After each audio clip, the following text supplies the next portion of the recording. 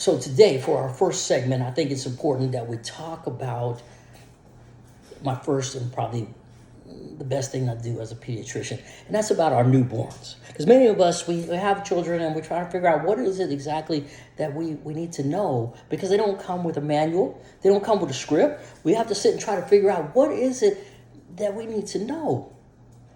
And so as you prepare for your child, as you carry and bring them into this world, we have to prepare ourselves with prayer, we have to prepare ourselves in our homes with safety. We have to learn and trust God and trust ourselves that we'll do the right thing for this child. This child did not pick to come into this world. We decided we were going to have a child, and we have to then make that child the first thing in our lives. As far as when we make decisions to buy a house, what are the schools like? Make a decision to buy a car, how safe it is for my child. So all these things become into play. So the things that I think that are important as you guys go and pick your pediatrician is the first topic of what we're going to talk about. So the first thing we're going to talk about is, what are the questions, probably the 3 top questions you want to ask? Well, I think you need to interview at least 3 or 4 practices to find out if they work for you. Because some are real large and some are small, and some you can reach a pediatrician right away, and others it's almost impossible. So accessibility may be important to you, but seeing the same doctor might also be important to you. So these are the questions you want to ask as you go into your interview. Secondly, you want to find out about, availability. My child's sick. Can I get in to see someone? Do you have telemedicine? Can we in 3 o'clock in the morning when my child has fever, can I call and talk to someone? And so these things become important as well. And then we get into some of the other questions about, vaccinations, which become a big thing ever since the pandemic started. A lot of people are like questioning the validity of vaccines. Do we need them? Are they harmful? And all these things. What I would ask respectfully is that, and I might even do a whole video on just vaccinations, because, it's important to understand that we've got to understand that these vaccines are what brought us through the pandemic. Whether you are someone who believes in vaccines or doesn't believe in vaccines, the fact that majority of Americans were vaccinated and or had disease, now the disease is flat, has reached its nadir. So what we can be thankful for that. And I think sometimes we don't see the disease firsthand, so we don't understand it. So what I would ask before you said no to any vaccine is just simply do an inventory. Do an investigation. Find out first, what is the disease like? How bad is that? Then ask yourself, well, what's the problem with the vaccine? And then thirdly, what is the chance of my child getting the disease if they're unvaccinated? So just like a simple thing, we could just do this with the flu, for example. The flu, you're sending your child to school.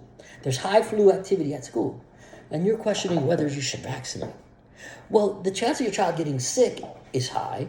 The problems, complications from the flu is high. Where there's minimal complications from the flu and shot. So that becomes a very easy decision. Yeah, get the flu shot.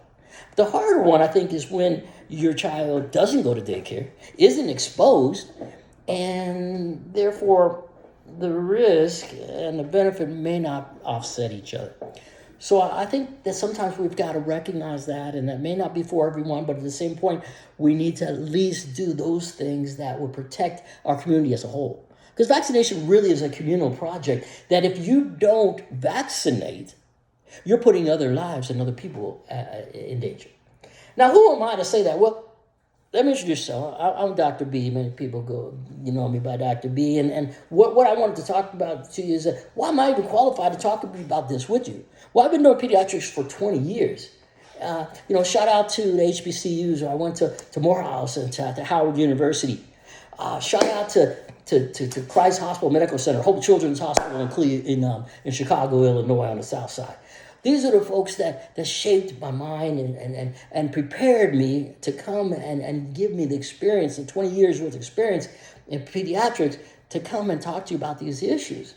I want to see things from both sides of the aisle. I don't want to just preach to you about what I think, but what the community, the medical community thinks. So it's important that as we go through these subjects, as we talk about these things, that if you want to, you can post, you can let me know what subjects you want to talk about. You can say, hey man, you don't know what you're talking about. That's fine. I don't mind. But I just, as long as you listen to what I'm saying respectfully, and you disagree or don't disagree, that's fine. But I just wanted to start with those things this visit. And I think next time we want to talk about, the asthma and ADHD. We want to talk about depression. We want to talk about subjects that hit home, learning disabilities, autism, vaccinations. There are a lot of different subjects that I think we should talk about. And as we go through each of these things, I think it's important that we sit down around the kitchen table and we discuss it. Thank you for listening. And listen, we're gonna have more subjects. And if you want subjects, then you can just hit me up and we'll go through them. Okay? It's not gonna end here. What is the barracks? If you've got things you want to talk about, we'll talk about them. Thank you for listening. I'll see you next time around the kitchen table.